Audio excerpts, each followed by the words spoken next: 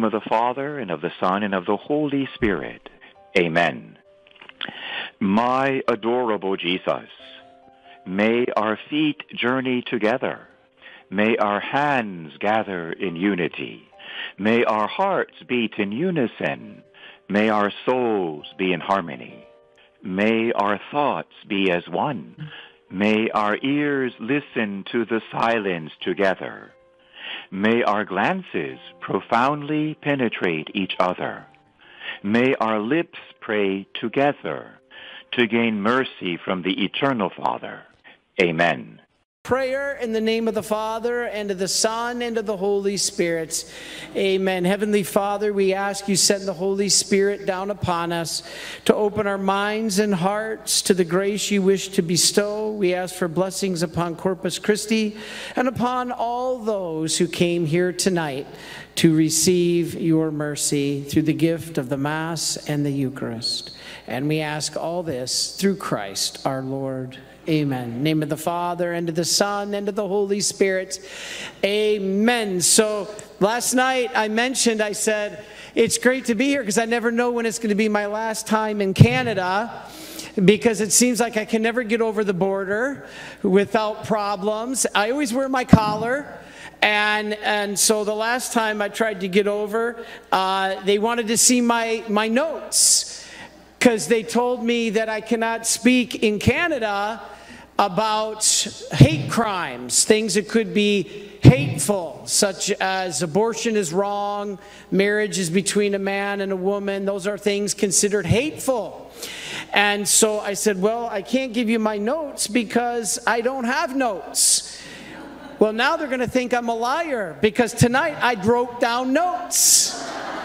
So I asked for your prayers, and this is a talk that I did once online years ago.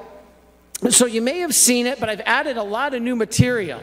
So if you saw this talk on YouTube, there's some new things, including a new video of the latest Eucharistic miracle, and some other things that to me are fascinating that I want to share with you for taking the time to come here tonight.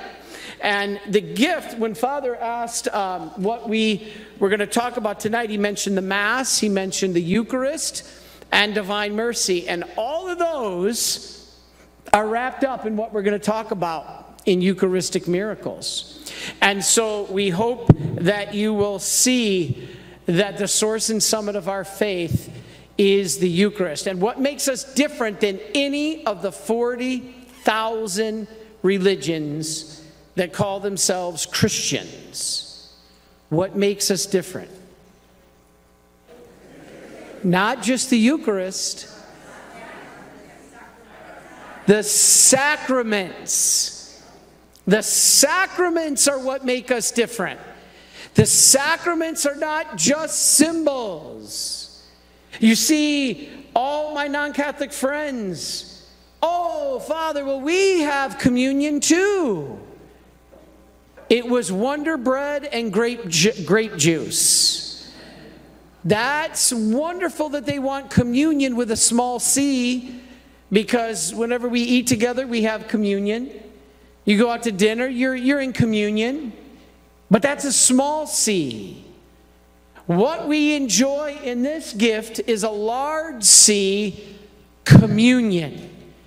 No other faith has it except the Catholic faith. It's not a symbol. It is actually the body, blood, soul, and divinity of Jesus. What makes us different? The Catholic faith has the sacraments. The sacraments are real grace. You want to get to heaven? You need grace. And if you're going to get grace, how is it guaranteed? In the sacraments. That is the only place God guarantees grace. In the sacraments. And so, don't miss this opportunity. You know, it's funny because the Eucharist, one of my very first experiences as a priest happened here in Canada. And has anybody here heard my story about the Indian reservation? A couple of you. Okay. Well, then I'll tell this story real quick. When the Marians, which I'm now provincial superior, please pray for me. I have to now become not a babysitter, but a priest sitter. I have to take care, and last night, you know, I did a talk on Saturday about the priest scandal. And so a lot of people are writing me letters and stuff, and it is beautiful that I'm provincial superior of a community. And I mentioned this last night. Do you know how many men in our community, we have pre-Sam brothers all over the country, how many men we have currently accused of child abuse? 0. 0. And praise be to God, we need your prayers to keep it that way. That's so important. But anyway, I was just ordained a priest back in 2014. And when you're ordained a priest in the Marian Fathers, the day after your ordination, they give you the chance to go home or to take a vacation, because your time up into the priesthood is crazy. You're trying to pass final exams. You're trying to finish your comprehensives. You're trying to get your family invited and handling travel arrangements and lodging for your guests at your ordination. You're trying to handle the bishop, and you're getting all this stuff done. It is very busy. So after my ordination, the Marian Father said, "Would you like to go home?" And I said, "No." They said, "Where do you want to go?" I said, "Canada." They said, "Huh?" I said, "Canada." And they said, "Why?" And I said, "Well, I heard there was an Indian reservation of Cree Indians in Saskatchewan, north of Saskatoon, and you go way north of there, and I heard that they haven't had a Mass in 4 years. So I'm going to start with my own Eucharistic miracle." So I flew into Saskatoon, Saskatchewan, and I landed and took a bus 8 hours north until the road ran out. Then I was picked up by a missionary couple, and we drove another 200 kilometers on a logging road to get to the Cree Nation that is way up in Saskatchewan, and I was told they hadn't had a Mass in 4 years. Now, guess what day? Does anybody who listen to the videos, I've said this a couple times, not many, but guess what feast it was? Corpus Christi. Isn't it amazing? Here I am at Corpus Christi, back in Canada. I finally got over the border. And you know, I always wear my collar because I always pray when I travel that if somebody needs confession, that they won't be afraid to ask. And last night I also told the story that I was racing to my flight coming here to Canada, and I was late. People were already boarding, and a guy stops me, "Father, are you a Catholic priest?" And I said, "Yes." He says, "Will you please hear my confession?" I'm looking at the open door to get on the plane, and then I'm looking at this guy's face. And I said, "Okay, Lord, you take this one."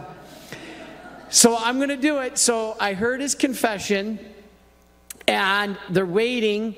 Everybody's boarded, and I'm trying to get here, and I'm just amazed how every time before I go into an airport, I pray, "Lord, if there's anybody who needs confession, please let them not be afraid to ask." That's why I wear my collar when I travel. But trying to get over the border in Ottawa with a collar, I got swarmed over by all kinds of agents. "What are you doing?" Like I'm some kind of domestic terrorist, right? And so anyway, when I came into Canada, this was back the day after I was ordained. I did my first Mass, And then I came to Canada. So anyway, we get there on Corpus Christi, and they hadn't had a Mass in 4 years. So I did a Mass, and unfortunately, most there had lost their faith. There were no young men, okay? It was all women and children. It was kind of like the Filipinas. When I went to my conference in Toronto, I had 400 Filipinas and 6 men. And I said, okay, ladies, you Filipinas, your job is to get these men here. Your job, Father, I'm praying for them. I'm praying for them. And I said, yes, we need to pray. Pray for the men. The men need to bring the faith into the families. So anyway, there were no men. There were no men there. And so I finished Mass, and what's tradition in the church that we do after Corpus Christi Mass? Procession, right? So I get the monstrance, I place the Eucharist in the monstrance, and I'm processing through this Indian reservation, and there's 1,200 homes, just these little tiny living quarters. They're in this Indian reservation, and I'm processing through with the Blessed Sacrament, and I've got 100 Indian women and children behind me, but no men. They all had lost their faith. They were all turning back to their pagan ways, shaman and this kind of pagan worship. And so anyway, as I'm processing through with the Eucharist, there's 2 men sitting up on a porch of a house. And all of a sudden, we're processing through. I'm holding the monstrance with the Eucharist, and they start yelling at me. And they started screaming, "Get that thing out of here." They were talking about the Eucharist. Can you imagine? Get that thing out of here. Then they started swearing. They started cursing. And then I knew it was of the evil one. And they started cursing. Get that blank blank thing out of here. I didn't listen. I just kept processing with the Eucharist. And all of a sudden, these men were probably in their late 20s, early 30s. You'd consider like Indian braves. I guess here you call them First Nations. And so all of a sudden, they're yelling. And you could tell there's anger. And I keep processing slowly because we were going and we were blessing all the houses. And all of a sudden, the one jumps up and he's now swearing at me. And he said, "Get out of here." And he comes down off of the porch, and he's got a big buck knife on his side. I don't pay attention to him. I keep moving. He keeps screaming. And then he reaches for his knife. And I said, "Lord, I've only been a priest 1 day. Is this how it's going to end? I'm going to be a martyr in 1 day?" And so he came down and he gets in my face, and the other guy comes down and he blocks my way. And I'm trying to process through with the Blessed Sacrament, and he's blocking it. And I said, this is really, I was saying to myself, this is really scary. And I kept trying to move, but he was blocking me, and he said, "I told you." And it was almost a demonic voice. And he said, "I told you. Get that out of here." And he reaches up to grab the monstrance. The monstrance is, if you've seen Eucharistic adoration, the shaft. And my hands are at the base, and he reaches up, and I knew what he wanted to do. He wanted to grab it, throw it to the ground, desecrate it, because that's what's happened in these villages up there. And so he takes it, he grabs his hand, and he goes up to grab the monstrance. As soon as he grabbed the monstrance with the Eucharist, his hand was thrown from the shaft, and he screamed. It burned his hand. The monstrance completely burned his hand all the way through, and he fell to the ground. And he was screaming in Cree, "My hand, my hand." And all the women and children behind me saw that, And why does God allow Eucharistic miracles? Because sometimes for those who doubt, those who believe we don't need miracles, but those who doubt, sometimes God allows a miracle. And why did he allow a miracle that day? Because I didn't feel anything. When he reached up and grabbed it, I didn't feel anything. And his hand was burned. The other guy stepped aside and let me walk right through. And God allowed that miracle because if any of those women or children were just doubting that they were there, why they were there, God proved he was really present. Right? That's a miracle. And tonight, I want to talk to you about Eucharistic miracles. These are gifts of the Lord.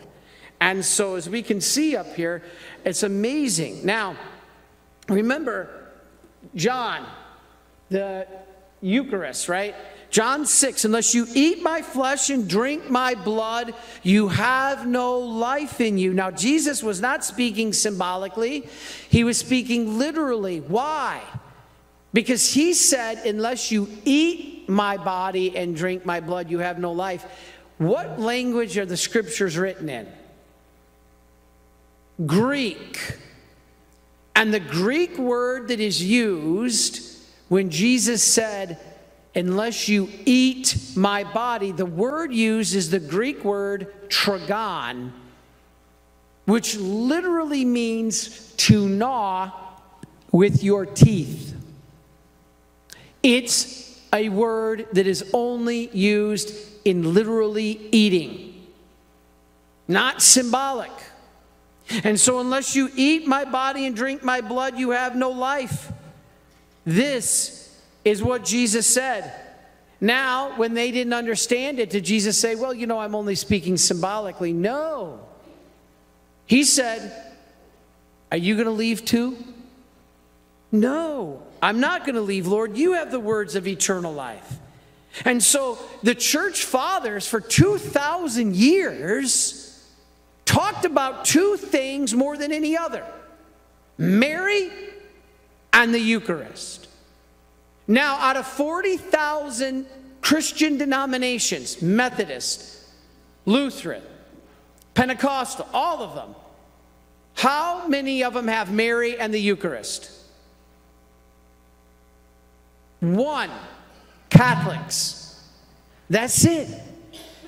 For 1,500 years until the Protestant Reformation, what the church fathers wrote about, the entire early Christians, more than anything else, Mary and the Eucharist. What two things are only Catholic? Mary and the Eucharist. That is why I am a Marian father, because the only thing we Marians focus on is Mary and the Eucharist. Divine mercy through the Eucharist.